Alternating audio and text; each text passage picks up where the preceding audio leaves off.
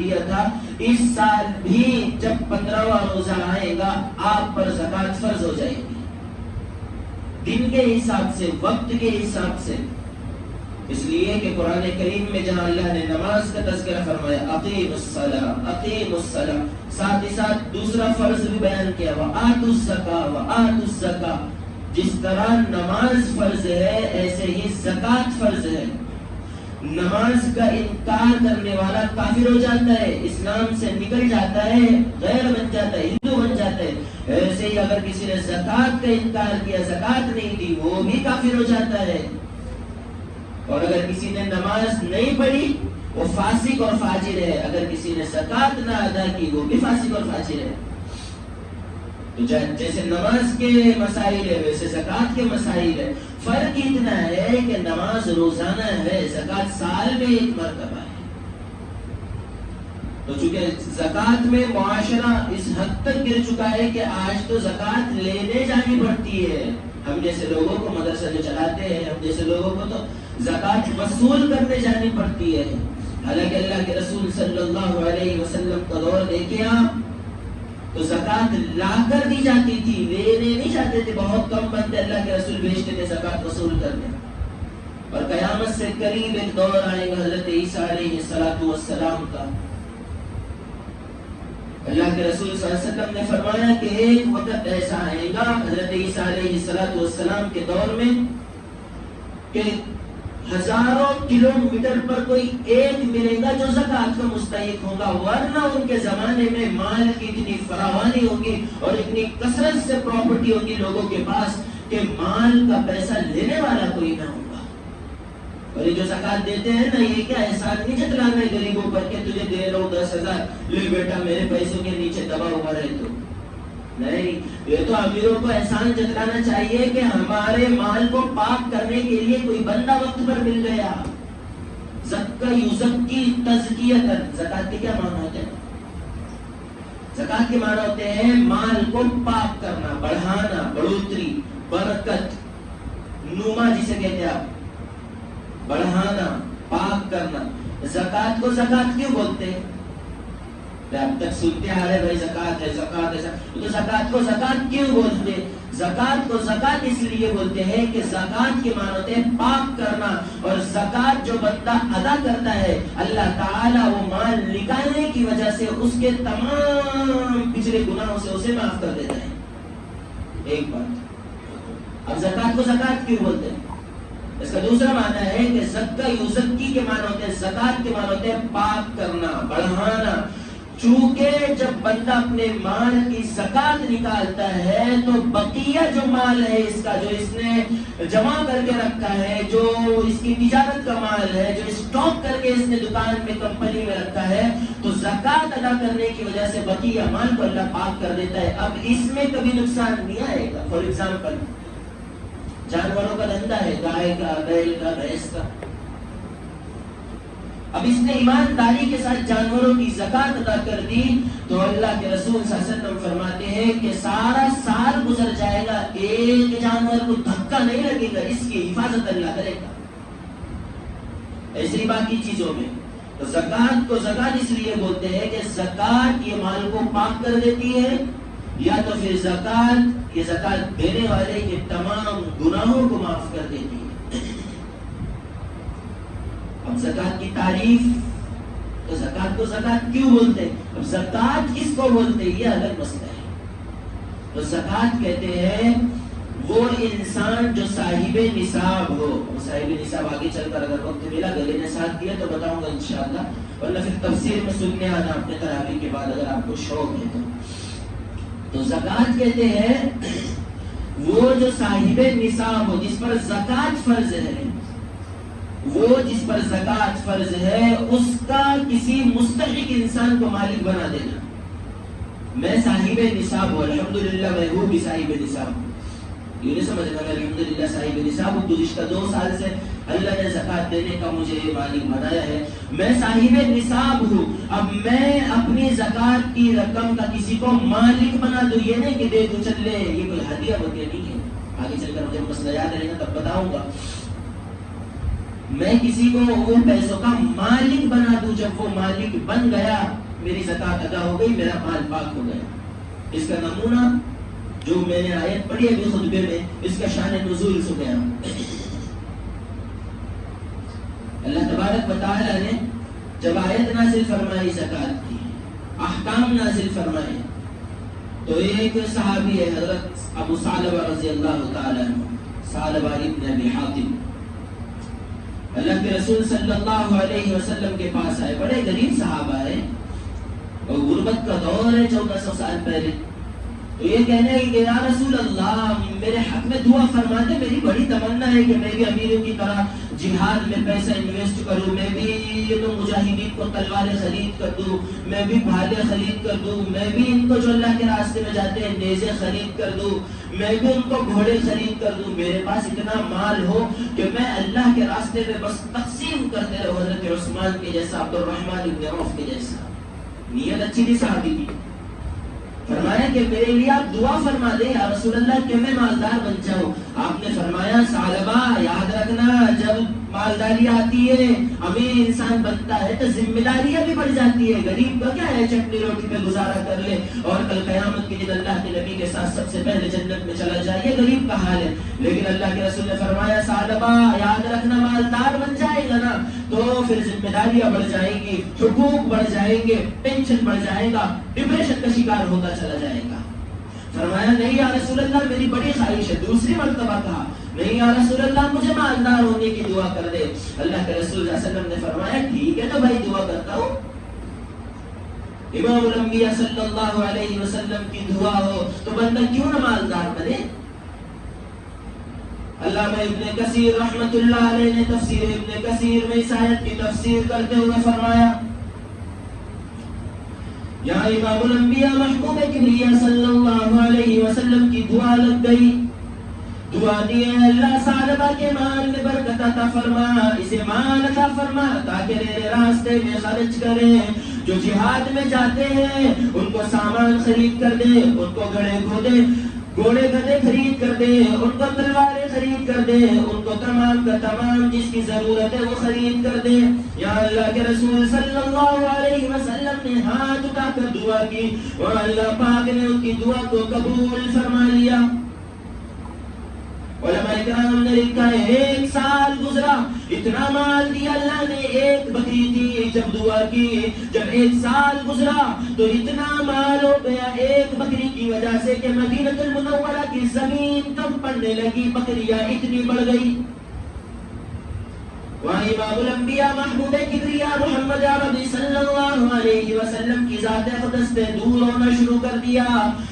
ایسا ہونے لگا کہ بکریوں کا مال بڑھ گیا تو ظہر عصر کی نماز چھوٹ جاتی، کبھی مغرب عشاء چھوٹ جاتی، کبھی بکریوں کی چکر میں فجر چھوٹ جاتی، یوں کرتے کرتے کبھی 2 دن آنا نہ ہوتا، یوں کرتے کرتے ہفتہ آنا نہ ہوتا۔ جب مال بڑھ گیا مدینہ المنورہ سے باہر چلے گئے رہنے کے لیے، بڑا کا بڑا کلومیٹر کا ریوڑ لگا ہوا ہے، بکریاں بیٹھی ہوئی ہیں، بکریوں کی دیکھ بھال کرتے کرتے یوں ہوتا کہ سارا ہفتہ گزر جاتا، امام الانبیاء محبوب کبریا صلی اللہ علیہ وسلم سے ملاقات نہ ہوتی۔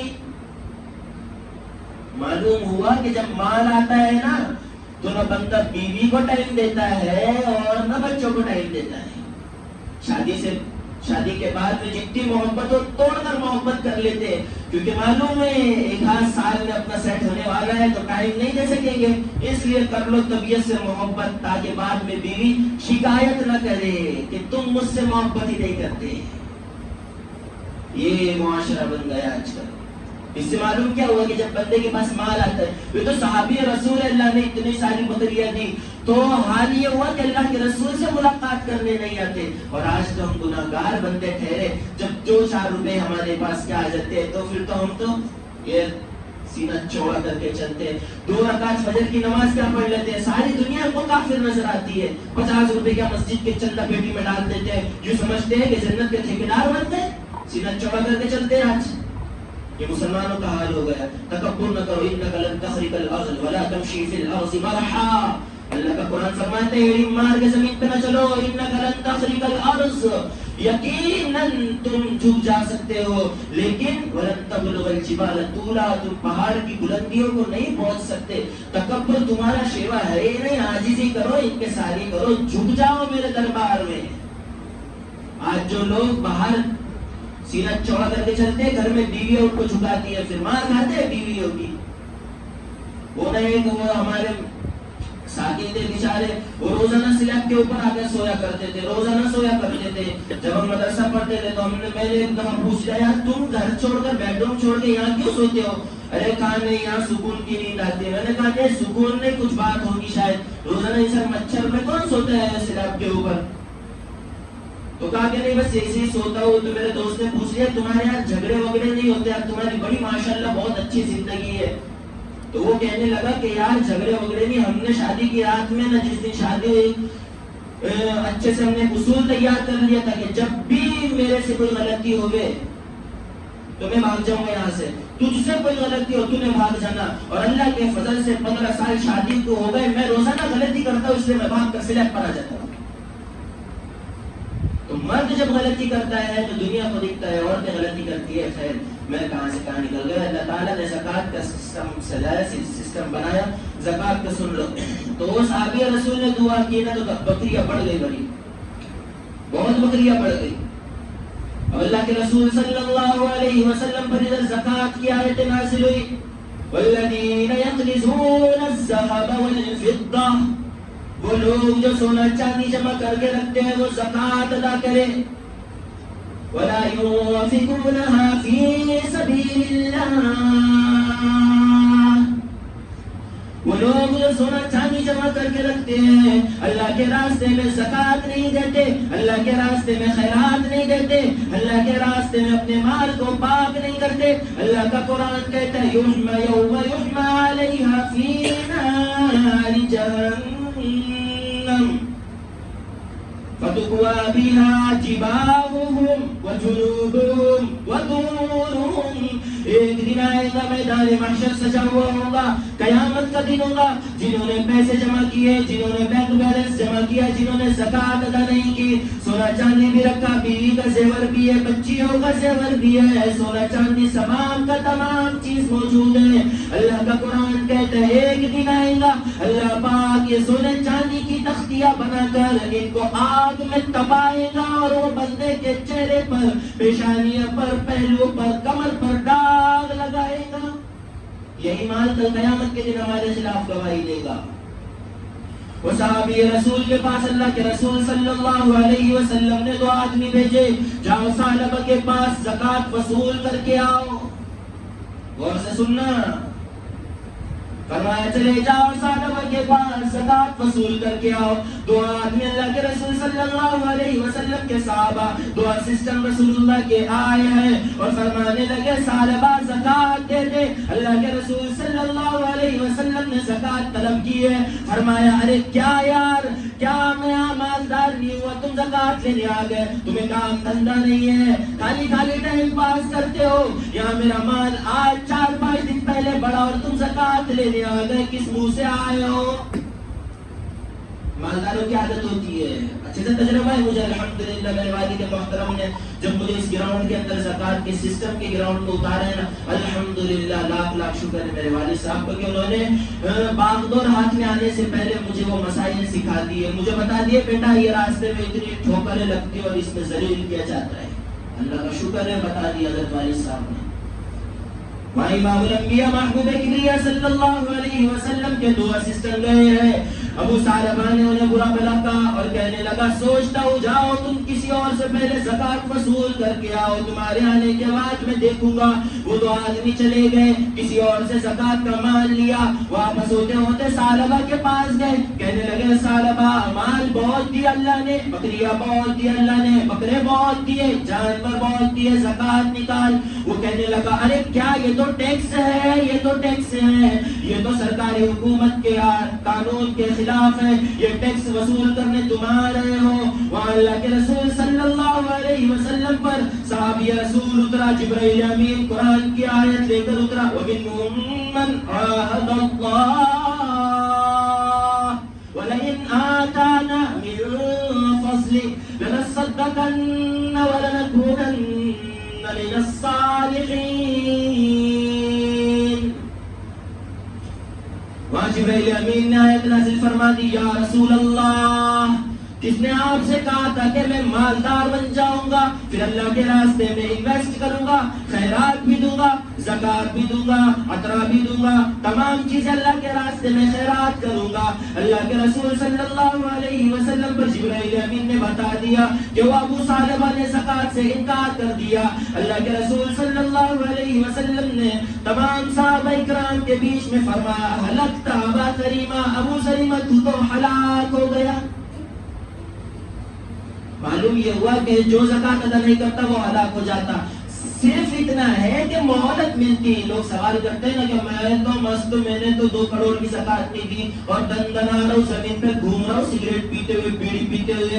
تو اللہ کا قرآن کہتا ہے ابے تو گھوم مت، ابھی ایک وقت آئے گا موت کے وقت کلمہ چھین لوں گا، نہ رہیں گی بانس، نہ بجے گی بانسری، جہنم میں جلتا رہے گا. پھر تو کیا کرتا کی ہوئی تو؟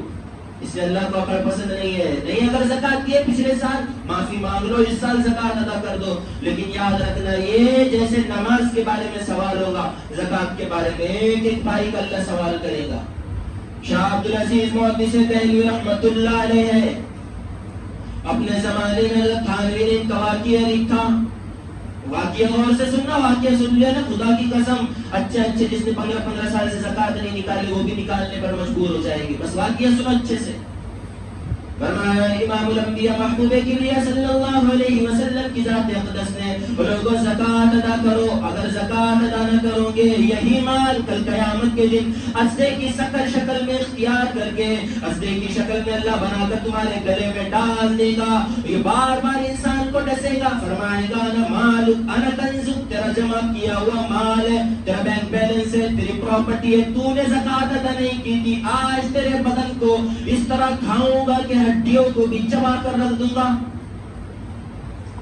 حضرت شاہ ولی اللہ محدث دہلوی رحمت اللہ علیہ کے بعد حضرت تھانوی نے کتاب میں لکھا، ان کے زمانے میں ایک آدمی ہے، اس کا بڑا مالدار ہے، دلی کا نواب ہے. اتنا مال اللہ نے دیا، اتنا مال دیا کہ اس نے نہ بیٹے کو وہ مال دیا، نہ بیوی کو دیا، نہ کسی مزدور کو دیا. ویسے ہی مال پڑا رہا، ادھر اس کا انتقال ہو گیا. بیٹا تو بڑا چڑا ہوا تھا کہ سالا میرے باپ نے مجھے مال نہیں دیا اور مر گیا. بیٹا اتنا کمینہ تھا کہ سارے کے سارے مال کو ایک بوری میں جمع کیا، باپ کے ساتھ قبر میں اس کو بھی دفن کر دیا. رات کو 2-3 دن بعد سویا تو کہنے لگا میں کتنا بڑا پاگل ہوں، میں کتنا بڑا بے وقوف ہوں. باپ کو تو دفن کر دیا، مال بھی دفن کر دیا. سونے چاندی کے سکے اس نے باپ کے قبر میں دفن کیے تھے. 3 دن بعد خیال آیا کہ چلو باپ کی قبر کھود کر کے پیسے نکال لیتا ہوں، اشرفیہ نکال لیتا ہوں، دینار و درہم نکال لیتا ہوں، شاید میرے کوئی کام آ جائے. جاتا ہے، رات کا وقت ہے، باپ کی قبر پہ جاتا ہے، قبر کھودتا ہے، مٹی ہٹاتا ہے، چراغ لے کر جو دیکھتا ہے باپ کی قبر میں سارے کے سارے ڈالر، سارے کے سارے روپیے پیسے یوں باپ کے ننگے بدن پر سونا چاندی کی طرح، ستاروں کی طرح چمک رہے ہیں. اس لیے اللہ کے قرآن نے سچ کہا کہ جو سونا چاندی کی زکات نہ نکالے اللہ اس کو تپا کر اس کے سارے بدن پر پھیلا کر اس کو جہنم کی آگ میں ڈال کر یوں تپاتا ہے، یوں ڈال دیتا ہے کہ سارا کا سارا بدن کوئلہ بن جاتا ہے. وہ نوجوان نے اپنی 2 انگلیوں کو اس طرح کیا، ایک کوئن، $1 اپنے باپ کے بدن پر سے اٹھانا چاہا، کیا اٹھا تو نہیں سکا، ڈالر چھوڑ دیا. یہ انگار اس کے 2 انگلیوں میں لگی، قبر کو جیسے تیسے مٹی ڈال کر بجھا دیا. گھر میں آیا، ساری رات 2 انگلیوں کو دودھ میں، گھی میں، دہی میں، ٹھنڈی چیزوں میں ڈال کر رکھا. صبح ہوتے ہی تمام حکمرانوں کو، ڈاکٹروں کو، حکیموں کو 1 مہینے تک بتاتا رہا. حال یہ ہوا کہ انگلیوں کی تکلیف بڑھتے سارے ہاتھ کو سڑا کر رکھ دی. ایک دن شاہ عبدالعزیز محدث دہلوی رحمت اللہ علیہ کے پاس آیا، فرمایا کہ حضرت سچ تو بتا نہیں سکتا، والد کی توہین ہو جائیں گی. فرمایا کہ حضرت میرے والد صاحب، فرمایا فرمایا کہ میرے دونوں ہاتھوں پر پھوڑے پھنسی ہوتی ہے، بڑی تکلیف ہے، پڑھ کر دم کر دے۔ حضرت نے پڑھا، انگلیوں پر پھونکا اور فرمایا کہ بھائی اچھے ہو گئے ہو؟ فرمایا پہلے جیسی تکلیف ہے۔ دوسری مرتبہ پڑھ کر دم کیا اور کہا کہ اچھے ہو گئے ہو، ٹھیک لگ رہا ہے؟ فرمایا پہلے جیسی تکلیف ہے۔ تیسری مرتبہ بڑا توجہ دے کر پڑھا، اچھے سے پڑھا، استحضار کے ساتھ پڑھا اور اس پر پڑھ کر پھونک دیا۔ فرمایا کہ زخم ٹھیک ہو گئی؟ فرمایا نہیں، پہلی جیسی زخم ہے۔ حضرت نے زور سے چلایا اور کہا جھوٹ بولتا ہے، یہ تو جہنم کی آگ ہے۔ تو اللہ تعالیٰ نے قبر میں ہی بتا دیا کہ جو زکات ادا نہیں کرتا وہ جہنم کی آگ ہے۔ فرمایا جا سمندر میں چلا جا، دریاؤں میں چلا جا، ندی نالوں میں، کنووں میں چلا جا، کسی چیز سے یہ زخم اچھا نہیں ہو سکتا۔ فرمایا حضرت کیا کروں؟ کوئی تو طریقہ ہوگا۔ فرمایا مسجد میں چلا جا، 2 رکعت نماز پڑھ، آنسو بہا، جو آنسو تیرے آنکھوں سے نکلیں گے وہ آنسو ان پر لگا لے، رب کعبہ کی قسم تیری صحت اچھی ہو جائے گی۔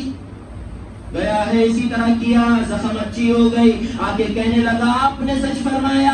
وہ کہنے لگے میں نے نہیں، امام الانبیاء محبوب کبریا صلی اللہ علیہ وسلم کی ذات اقدس نے ارشاد فرمایا ان لوگوں جہنم کی آگ کو صرف انسان کے 2 آنسو کے علاوہ کوئی چیز بجھا نہیں سکتی۔ اور آج کل لوگ روتے ہی نہیں دعا میں۔ تو میرے بھائی اپنے مال کی زکات ادا کرو، یوں نہیں کہ کما رہے۔ زکات ادا کرنے سے بقیہ جو مال ہے نا، جیسے کہ گنے کا وہ وہاں پر نا فیکٹریوں میں گنے کو گلا سڑا کر اس کو مشینریوں میں بنا کر یا شکر یا اس کی چیزیں بنائی جاتی ہے۔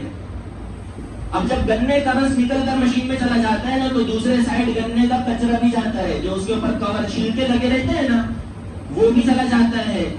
وہ اس لیے کہ یہ جو چھلکے ہیں، یہ جو کچرا، اس کو نکال کر پھینکو۔ اگر یہ مال میں مل جائے گا نا، آپ کے مال کی وہ جو جس کمپنی ہے، جو کمپنی یہ مال بنا رہی ہے نا، پھر وہ اس کا وہ ڈاؤن ہو جائے گی۔ جیسے گنے کا کچھ بھی کوئی بھی چیز بناؤ گنے کی، اس کے کچرے کو پھینکنا ضروری ہے۔